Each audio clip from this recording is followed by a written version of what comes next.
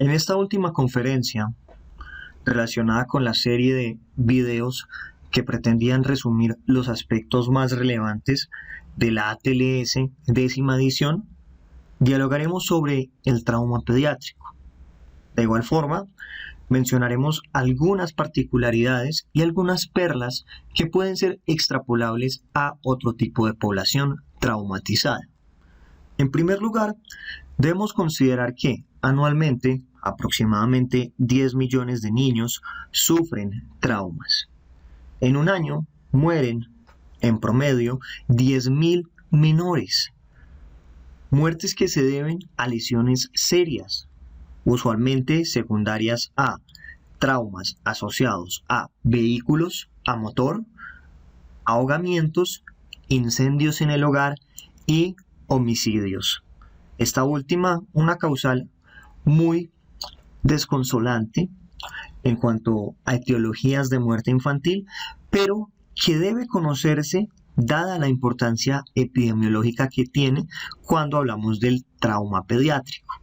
La mayoría de los homicidios son secundarios a lesiones ejercidas por armas de fuego y la mayoría de los pacientes pediátricos que fallecen por un homicidio son niños, varones y adolescentes.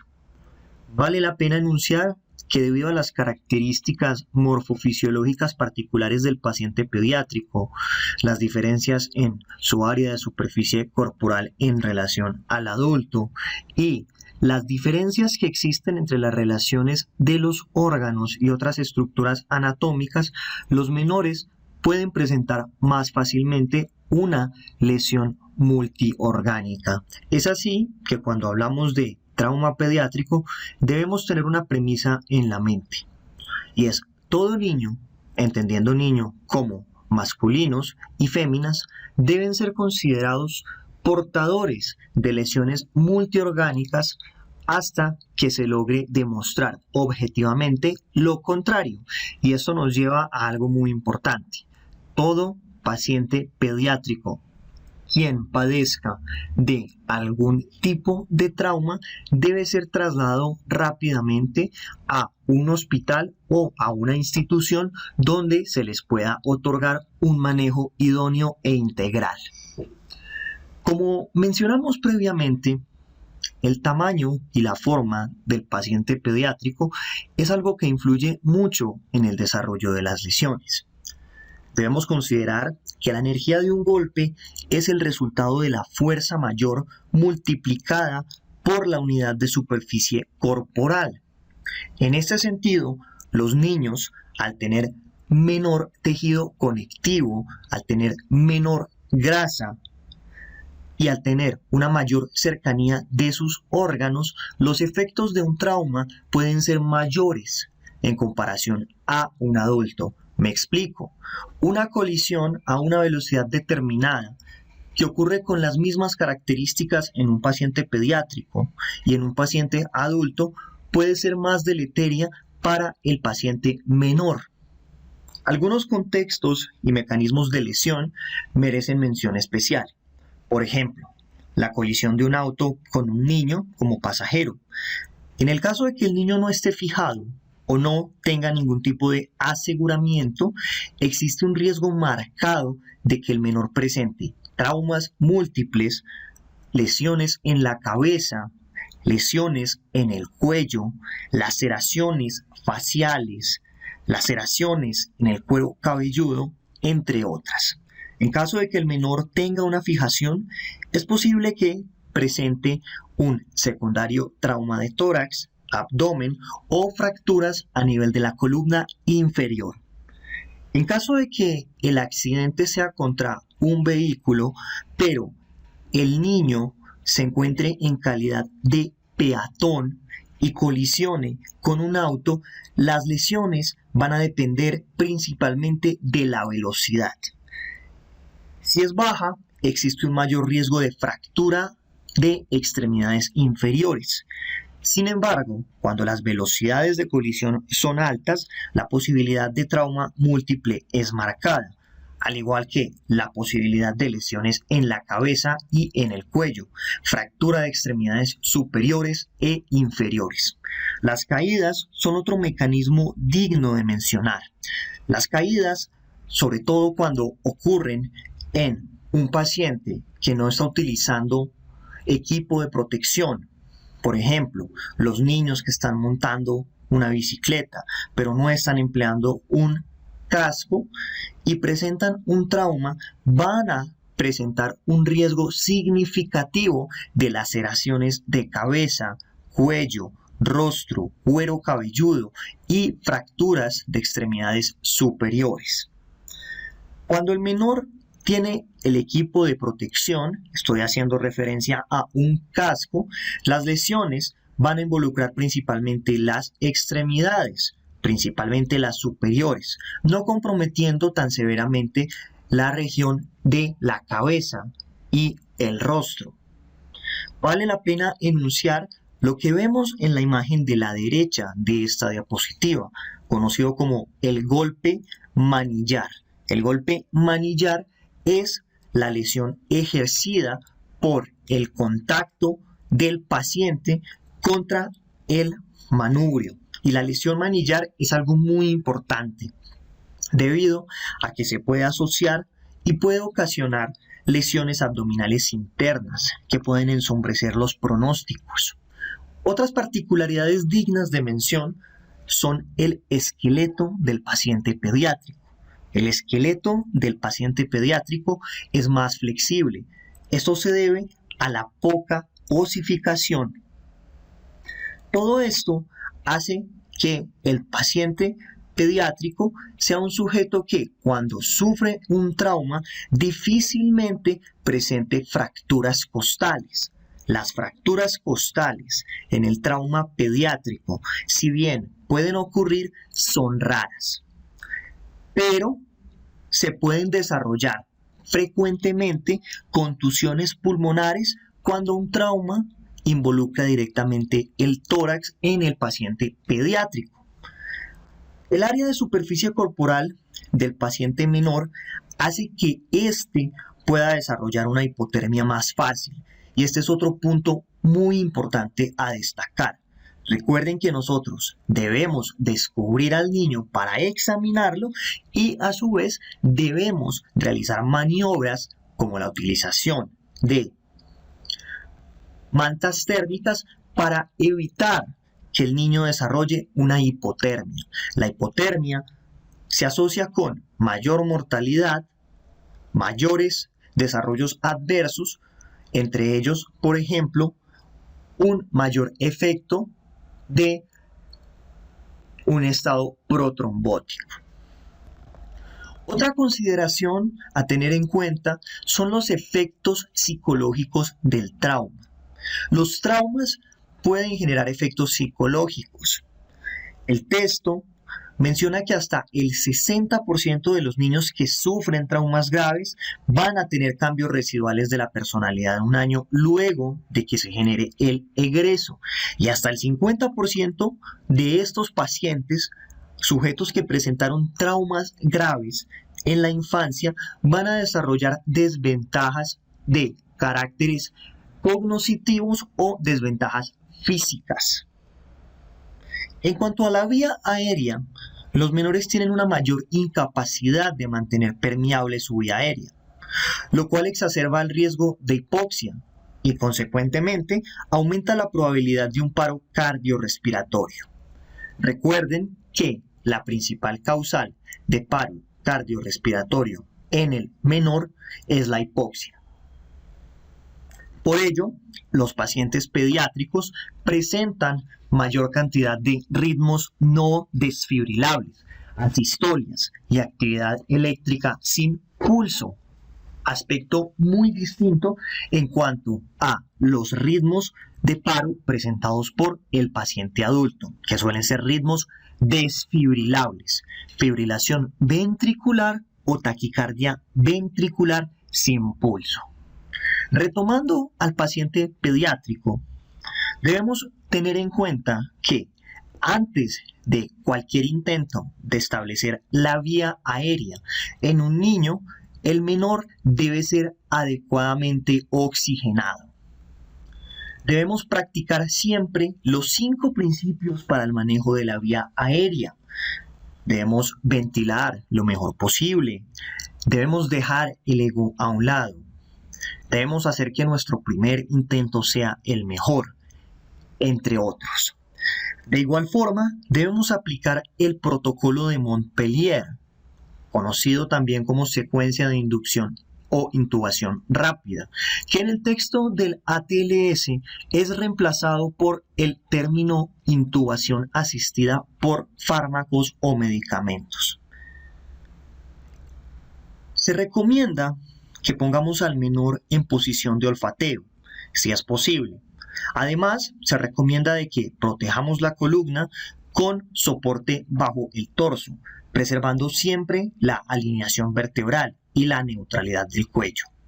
En los niños es fácil que la laringe acumule secreciones, lo cual dificulta la visualización de las cuerdas vocales. Por lo anterior, debe contarse con equipo de aspiración. Si se puede contar con insumos para una intubación y concomitante alta succión de secreciones, esto debe plantearse. Debemos conocer que la tráquea en los bebés tiene aproximadamente unos 5 centímetros y a los 18 meses unos 7 centímetros. Esto porque es importante que lo sepamos, porque esto nos obliga a que seamos más cuidadosos en cuanto a la inserción del tubo con el objetivo de no lateralizarlo. Debe revisarse que la intubación esté bien porque, como mencionamos previamente, se puede lateralizar más fácilmente. Esto va a generar una ventilación inadecuada y, ocasionalmente, puede desencadenar un barotrauma. Si la vía aérea del paciente está parcialmente obstruida, se debe optimizar la posición de olfateo y el alineamiento vertebral. Se puede abrir la vía aérea con maniobra de elevación de mentón y levantamiento de mandíbula junto con la inmovilización bimanual en línea. Algunos dispositivos que pueden emplearse en menores para apoyar la ventilación son la cánula orofaringea, siempre y cuando el menor esté inconsciente. No debe usarse la maniobra clásica de poner la cánula y rotarla 180 grados. La cánula nasofaringea puede ser útil en pediátricos mayores, pero debe ser evitada en pacientes con signos de fractura de base de cráneo, como signo de Battle o de batalla, la presencia de ojos de mapache o equimosis periorbitaria, rinorraquia, otorraquia, entre otros. De ser necesario, se va a realizar una intubación orotraqueal, recordando los principios planteados por Wells para intubar. Principio número 1 o indicación número 1, la incapacidad para oxigenar. Punto número 2, la incapacidad para ventilar. Y indicación número 3, prevención y protección de la vía aérea. Para evitar el edema subglótico, las ulceraciones o las rupturas de la vía aérea, se recomienda que se utilicen tubos pequeños, sin la presencia de manguito inflable. En mayores de 9 años pueden emplearse tubos con manguito inflable. Nunca debe utilizarse la intubación nasotraqueal. ¿Por qué? Debido a que existe un riesgo de penetrar la cavidad craneana. Debe recalcarse que los niños tienen más respuesta vagal que los adultos, por lo cual responden peor a la hipoxia, a las laringoscopias o a los fármacos empleados durante el protocolo de Montpellier. Si desean profundizar en la optimización de la secuencia de intubación pediátrica, les recomiendo este texto, elaborado por Berkeley y colaboradores. Finalmente, si no pueden ventilar ni oxigenar con los planes que ustedes han estructurado, es posible que se tenga que requerir a una vía aérea quirúrgica, como una cricotiroidotomía, y en el peor de los casos a una traqueotomía. Algunos datos complementarios a tener en cuenta sobre la ventilación en los pacientes pediátricos son los siguientes. La frecuencia respiratoria disminuye con la edad. El volumen corriente para lactantes y niños oscila los 6 a 8 mililitros kilogramo. Algunos pacientes van a requerir de ventilación asistida. La causa más frecuente de parada cardíaca es la hipoxia. Si no hay una ventilación y perfusión adecuada, debemos tener en cuenta que el niño va a desarrollar una acidosis. Hay una cuestión en cuanto a esta particularidad y es que los intentos de corregir las acidosis con bicarbonato de sodio dan lugar a una mayor hipercapnia. Y si ocurre una hipercapnia, o sea, aumenta la presión arterial de dióxido de carbono, el paciente va a presentar una exacerbación de la acidosis. En cuanto a los tubos de toracostomía, se utilizan en hemotórax, neumotórax o hemoneumotórax. Se recomienda que se coloquen en el quinto espacio intercostal en la línea media axilar, como ocurre en el adulto.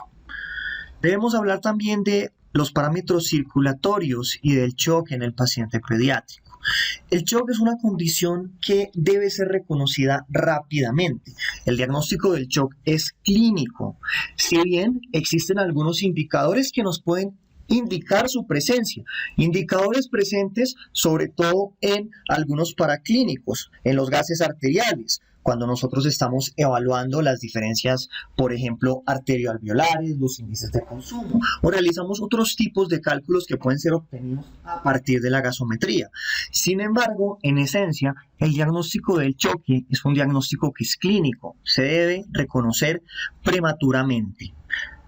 Los diagnósticos tardíos se asocian con mayor mortalidad.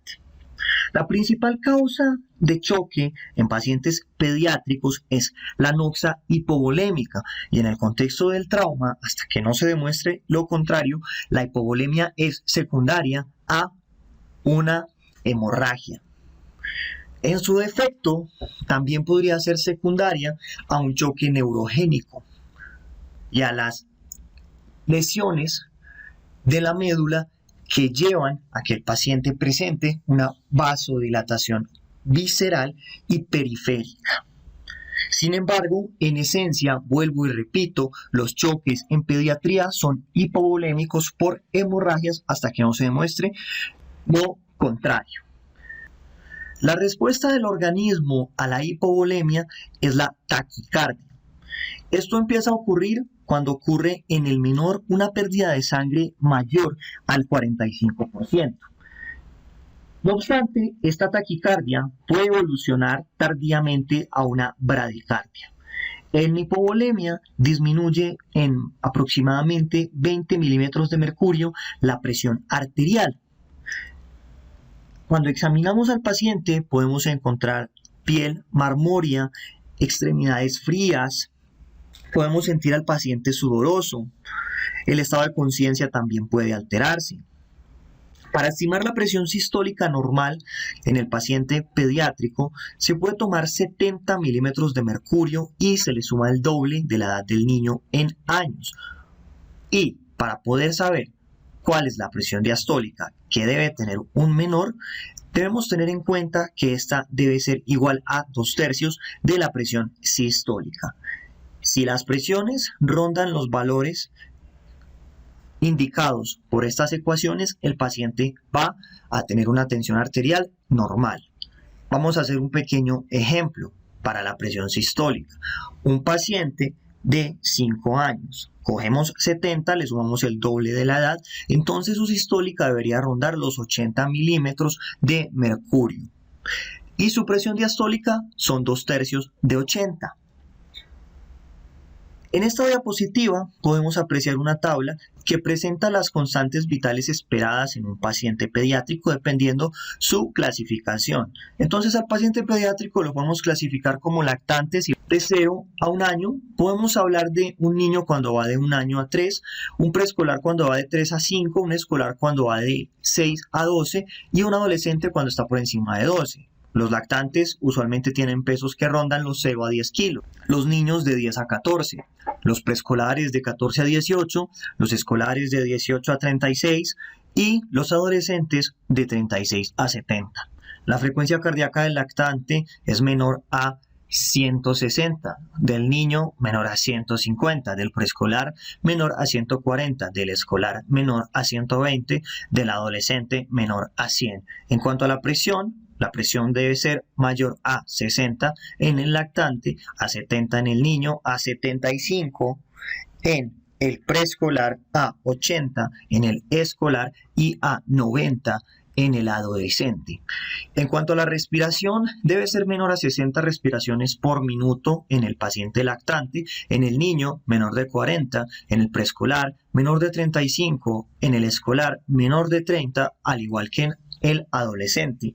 Y en relación al gasto urinario, que es un aspecto fundamental, el gasto urinario o la diuresis debe ser de 2 en el paciente lactante, 2 mililitros kilogramo hora.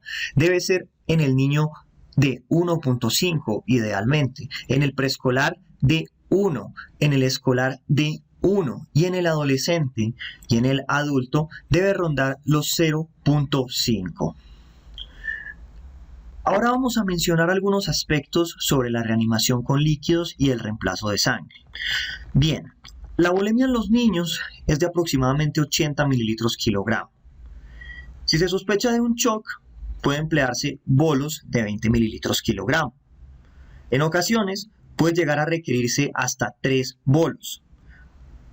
No obstante, cuando se emplea el tercer bolo, debe considerarse la utilización de glóbulos rojos, dando un bolo de glóbulos rojos de 10 mililitros kilogramo. El regreso a la normalidad de los parámetros hemodinámicos en el menor se caracteriza por la disminución de la frecuencia cardíaca, la mejoría de la conciencia, una mayor intensidad en pulsos periféricos, un retorno a la coloración normal de piel del niño, un aumento de la presión sistólica, un aumento de la presión de pulso y una normalización del gasto urinario o de la diuresis.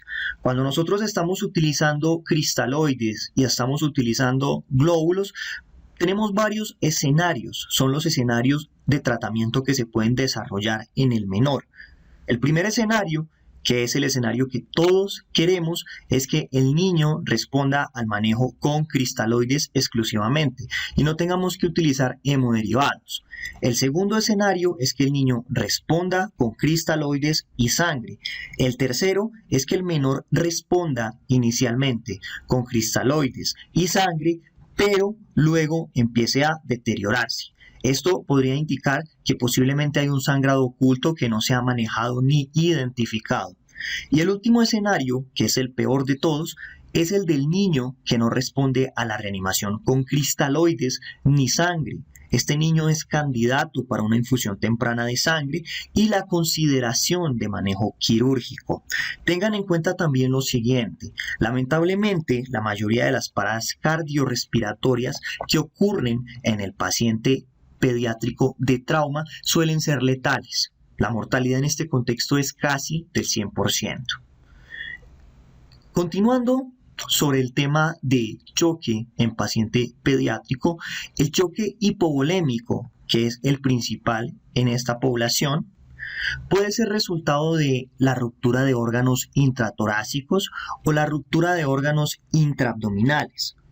Por ende, se recomienda buscar una vía venosa central o periférica percutánea, y en caso de que sea periférica percutánea se recomiendan 2 intentos máximos. Si en 2 intentos no fue posible, se recomienda la utilización de una vía intraósea. Para ello se utiliza un catéter intraóseo y este se inserta cerca de la tuberosidad tibial, en la cara anterior de la tibia.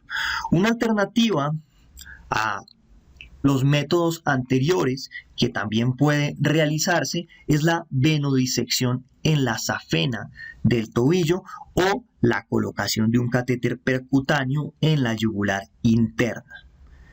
En los menores de 6 años, el acceso venoso va a ser intraóseo en los casos de emergencia.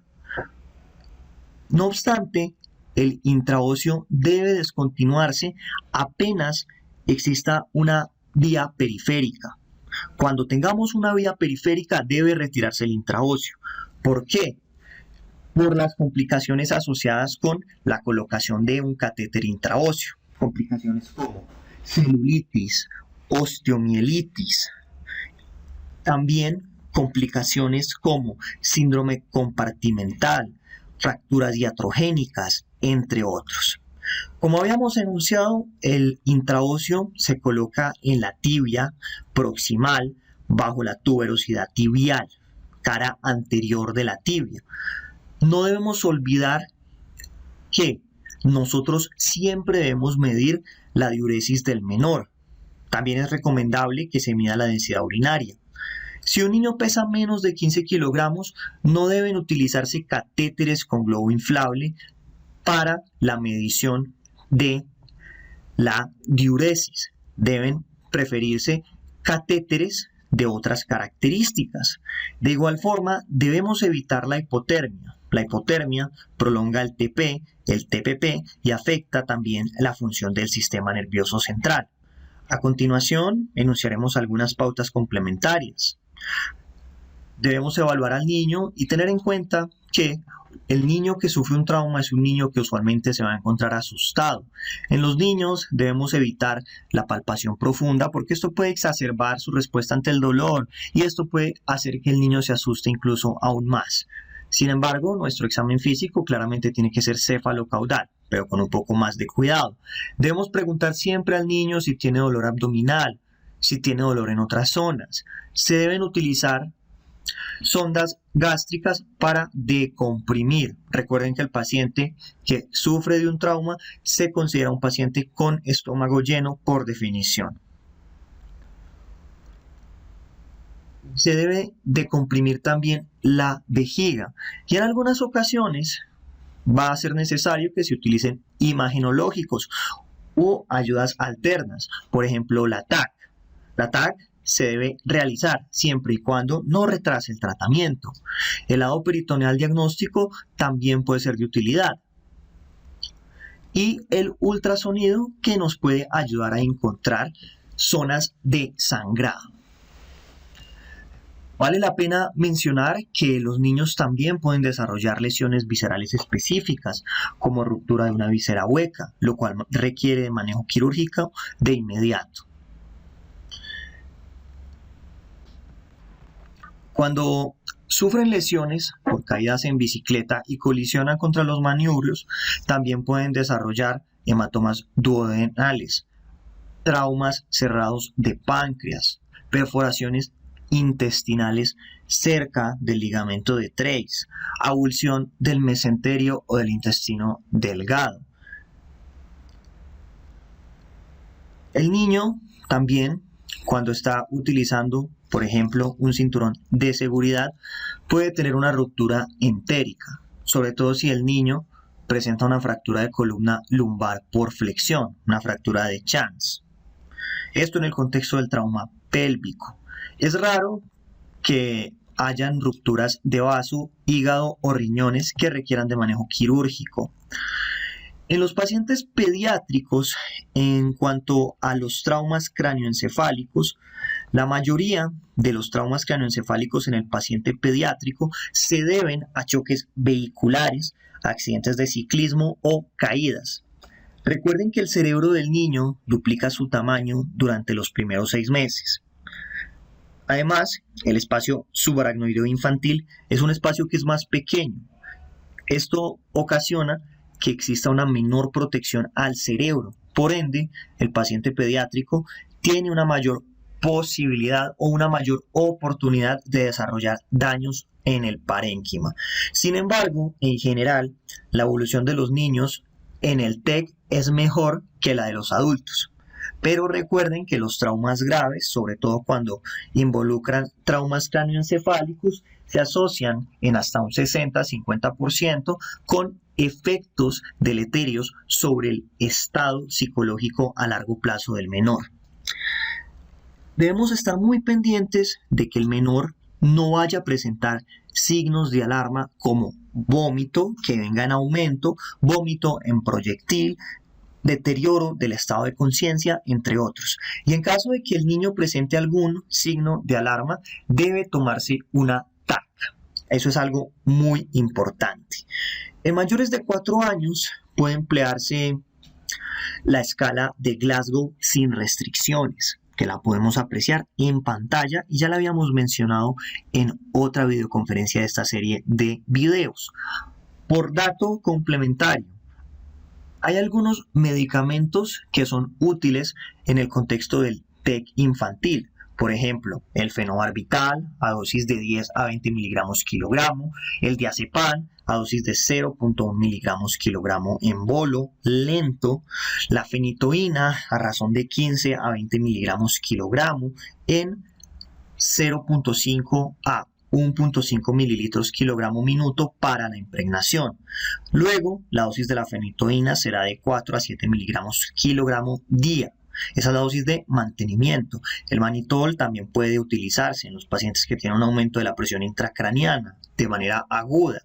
La dosis de mannitol es de 0.5 a 1 gramo kilogramo. Se debe tener precaución con el mannitol por algo que ya habíamos mencionado cuando hablábamos de TEG en el adulto, y es que el mannitol puede empeorar la hipovolemia y puede empeorar la hipotensión.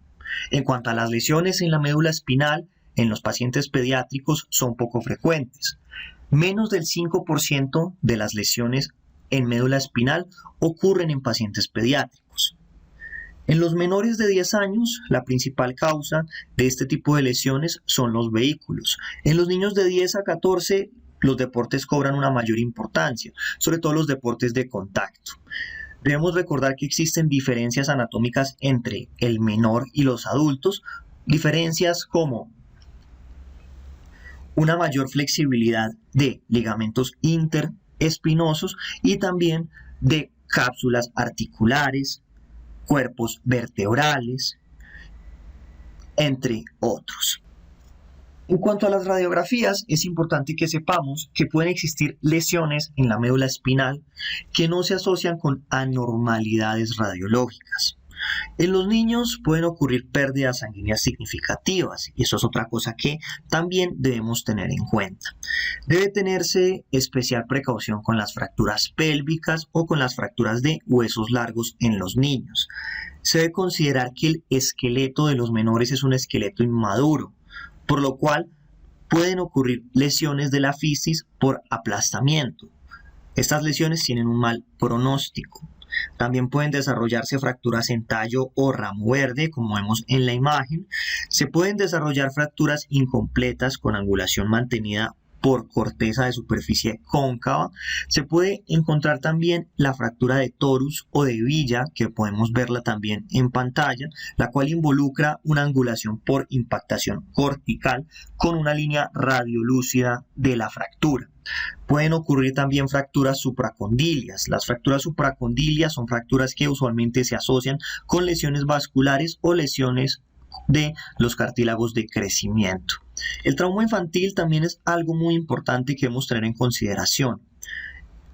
Los niños que ingresan al servicio de urgencias o a un hospital por un trauma son niños en los cuales debería considerarse un probable maltrato y se debe descartar. Sobre todo debe sospecharse maltrato infantil si no existe coherencia entre la historia del trauma y el grado de la lesión, si existe un historial de trauma a repetición, si los padres no siguen las indicaciones de los médicos, si la historia del trauma es diferente entre los interrogados, si encontramos hematomas subdurales múltiples en ausencia de fractura de cráneo, si encontramos hemorragias retinianas o lesiones periorales, si encontramos vísceras internas rotas en ausencia de trauma mayor cerrado, si encontramos zonas de trauma en la región perianal o genital, si evidenciamos muchas cicatrices o muchas fracturas consolidadas en las radiografías, o si hay lesiones extrañas como mordeduras, quemaduras, marcas de cordones, entre otros. Para finalizar, mencionaremos algunas perlas que son de utilidad en todos los pacientes traumatizados. Primero, debemos recalcar la importancia de describir las lesiones. Siempre se debe describir a profundidad un evento traumático. Se debe describir la dinámica del trauma, se debe estimar el intercambio de energía, la velocidad del vehículo, la distancia de la caída, si fue por arma de fuego, en caso de ser así, cuál fue el tipo, el calibre, la munición, En caso de que el paciente se haya colisionado con un objeto, ¿cuál objeto era? En caso de que el paciente haya presentado una caída, ¿la caída fue en cemento o fue en pasto? ¿Dónde fue? ¿De qué altura cayó? Debemos también interrogar sobre el mecanismo de transferencia de energía, si fue cerrado, penetrante, térmico, por onda expansiva o explosiva, entre otros. No se debe olvidar que la lesión depende de la velocidad y la cantidad de energía. También debemos tener en cuenta que la lesión va a depender mucho del área de superficie donde se vaya a aplicar la energía. Va a depender también de la propiedad elástica del tejido. Y esta transferencia de energía va a ser igual a la onda de choque que colisiona contra el tejido a velocidades variables. Debemos tener en cuenta también el medio donde ocurrió el accidente. La velocidad es un tema muy importante, dado que cuando la velocidad supera el nivel de tolerancia, se va a generar un estrés que va a causar una lesión. La propagación de las lesiones en los tejidos va a depender también de la compresión y de la reexpansión. Se debe considerar que las lesiones o cavidades de un impacto de bala no siempre van a ser visibles. También que las municiones pueden causar cavitaciones permanentes o temporales, y esto se va a determinar por la magnitud de la energía intercambiada por el número de partículas impactadas y la energía cinética, al igual que por el estado físico del tejido. Existen 6 patrones de trauma cerrado. El primero es el patrón de impacto vehicular, donde el paciente está en el vehículo. El segundo es el impacto vehicular, donde el paciente es el peatón. El tercero es la colisión en motocicleta. El cuarto son los asaltos o las lesiones intencionales. El quinto son las caídas y el sexto son las explosiones. A continuación pueden apreciarse algunos de los órganos más afectados en trauma cerrado, principalmente en trauma cerrado de abdomen, que son vaso en un 40%, hígado 25%, riñones 10% y páncreas 7%. En cuanto al trauma penetrante, la cavitación es el resultado del intercambio de energía entre un objeto en movimiento y los tejidos corporales. La cavitación es proporcional al área de superficie en el punto de impacto, la densidad del tejido y la velocidad del proyectil o del objeto en el momento del impacto. La herida se da por la forma del proyectil cuando se utilizan armas de fuego, la relación del proyectil y la posición relativa con el sitio de impacto. También va a depender el daño de la fragmentación de las balas. Por ejemplo, la mayoría de la munición que está hecha con plomo se funde cuando está por encima de más de 600 metros por segundo de velocidad. Las lesiones también van a depender de la energía. Las lesiones se consideran de baja energía cuando se ven a cuchillos o proyectiles lanzados a mano. Se consideran de energía media cuando las ocasionan pistolas de mano y se consideran de energía alta cuando la causan rifles militares o armas para la cacería. Debe recalcarse que la capacidad de una bala para herir aumenta cuando la velocidad de la misma supera los 600 metros por segundo. La munición, debemos mencionar, genera ondas de choque y crea cavidades que a su vez pueden ser temporales o permanentes. Y estas cavidades pueden tener hasta 30 veces el diámetro de la bala. La trayectoria del proyectil también puede aumentar el área de daño, igual que si ocurren desviaciones o cursos erráticos del material que generó la lesión. El orificio de entrada y salida va a depender del tipo del proyectil, la velocidad, el cambio del eje en su dirección o el tejido debajo del orificio. En cuanto a porcentaje de trauma penetrante, el principal órgano afectado en traumas penetrantes es el vaso con un 40.6%, el hígado con un 18.9%, el retroperitoneo con un 9.3%, el intestino delgado con un 7.2%, el riñón con un 6.3%, la vejiga con un 5.7%, el colon y el recto con un 3.5%, el diafragma con un 3.1%, el páncreas con un 1.6%, el duodeno con un 1.4%, el estómago con 1.3% y el tracto biliar con 1.1%. Con esto hemos llegado al fin de este tópico. Espero que esta charla haya sido de su agrado.